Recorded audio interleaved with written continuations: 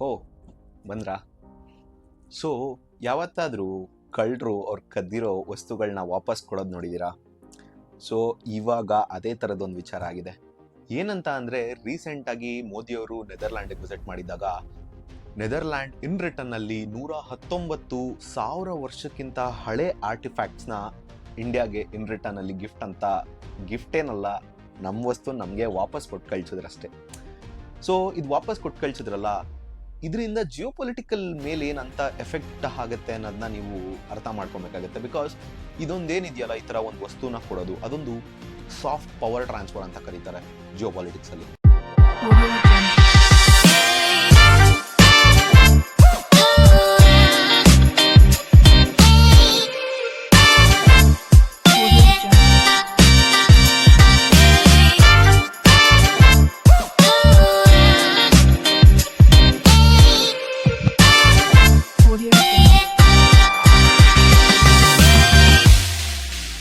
ತುಂಬ ಸಣ್ಣ ವಿಚಾರಗಳು, ಹಾಗೆ ಮುಖ್ಯ ಅಲ್ದಿರೋ ವಿಚಾರಗಳನ್ನ ಜಿಯೋ ಪಾಲಿಟಿಕ್ಸಲ್ಲಿ ಜಾಸ್ತಿನೇ ಗಮನ ಇಟ್ಟು ನೋಡ್ತಾರೆ. ಏನಕ್ಕಂದರೆ ಇದೇ ತುಂಬ ಮುಂದೆ ಡಿಪ್ಲೊಮೆಸಿಲಿ ಮ್ಯಾಟ್ರ್ ಆಗುತ್ತೆ.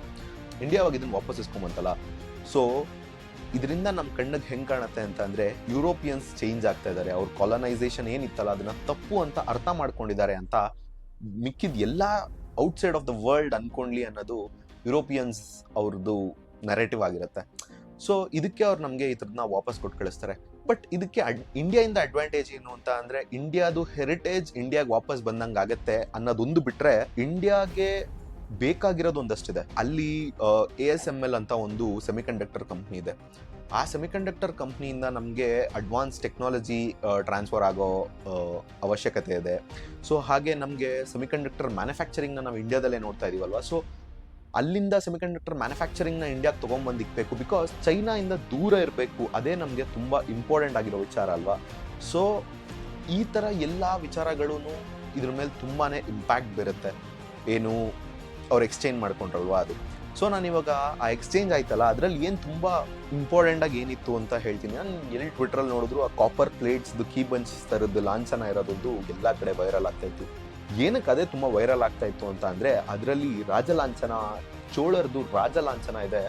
ಮತ್ತು ಅದ್ರ ಜೊತೆ ಇನ್ನು 119 ಆರ್ಟಿಫ್ಯಾಕ್ಟ್ಸ್ ಕೊಟ್ರಲ್ಲ, ಆ 119 ಆರ್ಟಿಫ್ಯಾಕ್ಟ್ಸಲ್ಲಿ ಇನ್ನೂ ಟೆಂಪಲ್ ಕಾರ್ವಿಂಗ್ಸ್ ಇದೆ, ಬೇರೆ ಬೇರೆ ಪ್ಲೇಟ್ಸ್ ಇದೆ, ಇನ್ಸ್ಕ್ರಿಪ್ಷನ್ಸ್ ಇದೆ, ಇನ್ನು ವಿಗ್ರಹಗಳಿದೆ, ಇದೆಲ್ಲಾನು ಇದೆ. ಬಟ್ ಅದೇ ಏನಕ್ಕೆ ಫೇಮಸ್ ಆಯಿತು ಅಂತ ಅಂದರೆ, ಅದು ಚೋಳ ರಾಜಂದು ಎಂಬ್ಲಮ್ ಇರುವಂತಹ ಒಂದು ಕೀ ಬಂಚ್.